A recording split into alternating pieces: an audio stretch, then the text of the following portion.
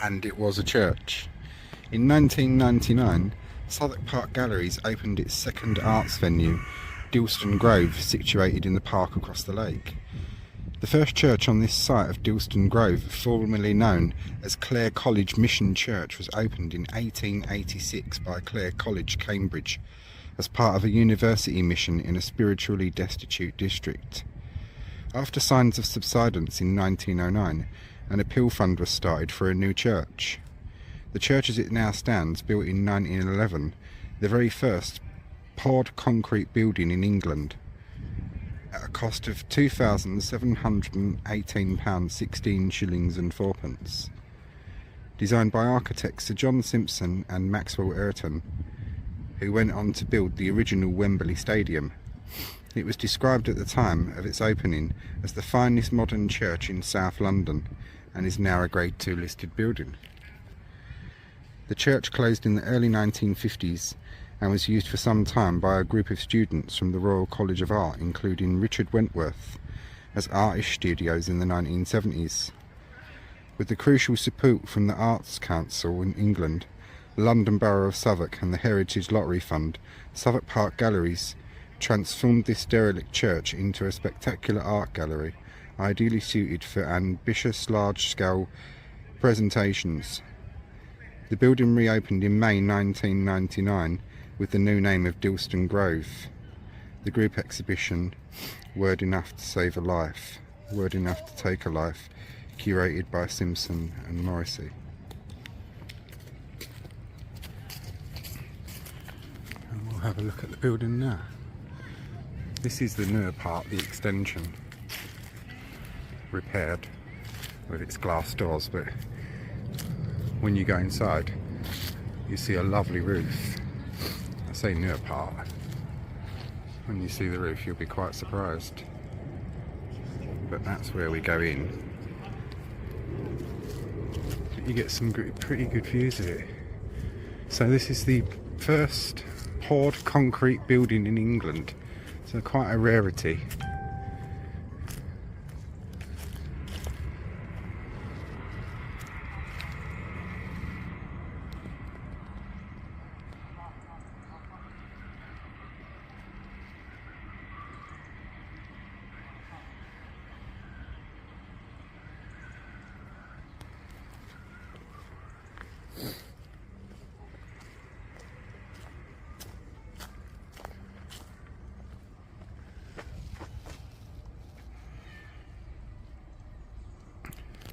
Bear that window in mind when we go inside. It very much looks like an abandoned church with interesting art exhibition in it. It's a sound exhibition at the moment with an art exhibition on the floor. Sound and sand.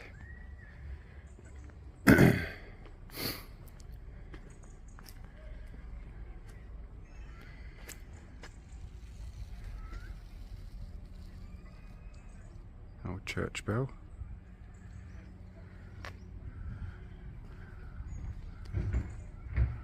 Notice they've painted bullseye things on the windows.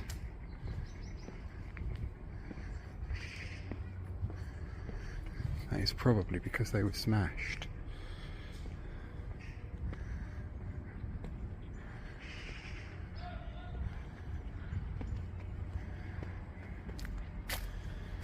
The only one historical image I can find of it of a church from the 1950s, you'll see, and because it's very dark in there because of it's part of the art installation, I took some photos in nighttime mode as well, so you'll see those after that too. But in we go. Join me inside.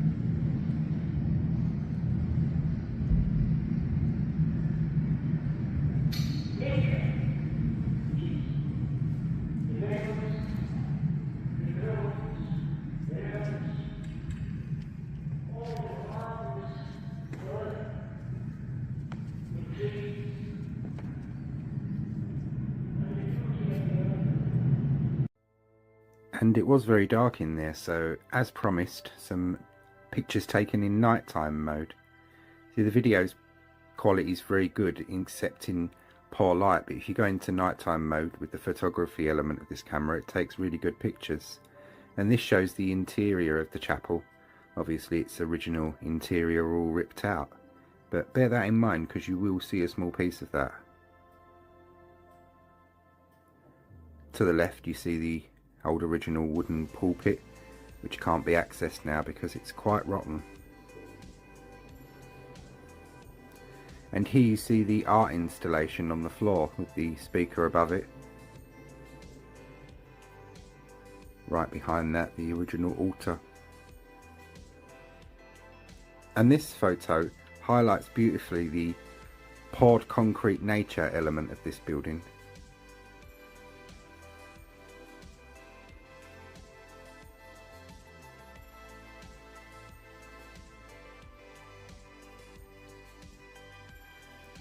And this is the only image I could find of it as an active church. This photo's taken in the 1950s. And as I said in our intro scene, the church as it now stands was built in 1911, the very first poured concrete building in England, at a cost of £2,718, 16 shillings and 4pence.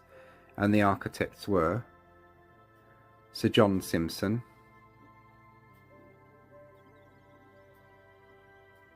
and Maxwell Ayrton, who went on to build the original Wembley Stadium. Now, as I said, the original interior ripped out, but if you want to see a small piece of that original interior, go to St Mary's Church, Rotherhithe, where you'll find what you see here, the small sacrament chapel over to the right. And in the small sacrament chapel is a smaller reredos. The small reredos of the sacrament chapel was brought to St Mary's when Clare College Mission closed in 1966. It's a wood carving depicting the Epiphany and was made in Oberammergau in Germany. And that, ladies and gentlemen, with a little trace of the past there, concludes our little historical segment here, and you'll now join me back outside. Well, that was something different, wasn't it? I always like to cover a church, and I do like to cover art galleries, old and new if I can. So, that's the Dilston Gallery.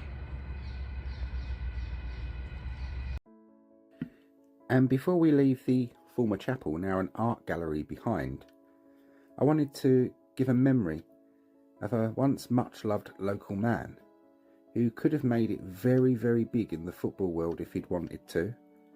And a man that scarce gets a mention nowadays, Andrew Amos. In 1886, the England football team played against Wales in Wrexham. Wales were ahead at half-time, but in the 75th minute, England won a free kick. A young centre-half took the kick and scored the equaliser, after which England went on to win. The centre-half was called Andrew Amos, who we see here, and he hailed from a distinguished middle-class family of eminent lawyers, Anglican clergymen and political radicals. Given his background, it is perhaps not surprising that Amos soon turned from football to religion. Amos attended boarding school at the Charter House in Leafy Godalming in Surrey. In the 1870s, the main sport at the Charter House School was football, and Amos played for the school team, the Carthusians. When he went to Clare College in Cambridge in 1882, he played for the university team, which had formed 2 years earlier, that strongly upheld values of amateurism, not only rejecting any form of payment as ungentlemanly, but even scorning competitions played for cups. Amos reached his football peak in 1885 to 1886, when he received his 2 England call-ups, in the first against Scotland at the Oval Kennington on the 21st of March 1885, and Amos was again selected to play against Wales when he scored that crucial goal from a free kick to the level score. It is very likely that Amos would have played for England again, but instead he turned suddenly to religion. In 1887 he became a curate in Durham, and in 1888 was ordained as an Anglican priest. The following year he became a priest in charge of the Clare College Mission in Rotherhithe, based at Abbeyfield Road on the edge of Southwark Park. He worked there until 1898. Clare College decided that its contribution would be the Christianising of some spiritually destitute districts, and this made them think of Rotherhithe. They already owned property there and opened the first church at Abbeyfield Road in 1886. Andrew Amos, born and bred in nearby Southwark, must have seemed a godsend. Who could be a better attraction to the boys and clubs than a local England football star of Christian convictions? Just as suddenly as he left football, Amos left London. In 1898, he became rector at Datchworth in Hertfordshire. However, in 1907, Amos returned to South London, apparently reinvigorated by his period of rural reflection. From 1907 to 17, he was vicar of St Anne's at Lambeth, and from 1917 he was rector of St Paul's, Deptford, before becoming rector of St Mary's, Rotherhithe, in 1922. Once again back in Rotherhithe, a great social reformer in his own right, Andrew Amos would work closely alongside those great social reformers of their era and area, Alfred and Ada Salter. Andrew died on the 2nd of October 1931, and his largely attended funeral at St Mary's, Rotherhithe was also attended by Alfred Mohannan, his brother-in-law and an Anglo-Catholic who later became Bishop of Monmouth. There's little mention of Amos today in Rotherhithe. There's a housing estate on Rotherhithe Street which is named after him, but that's all. So I wanted to give a mention of this once much loved local figure that scarce gets a mention nowadays. Now, back off into the present we go. And although this is recorded first thing in the morning, I thought I'd end us off with this charming little scene.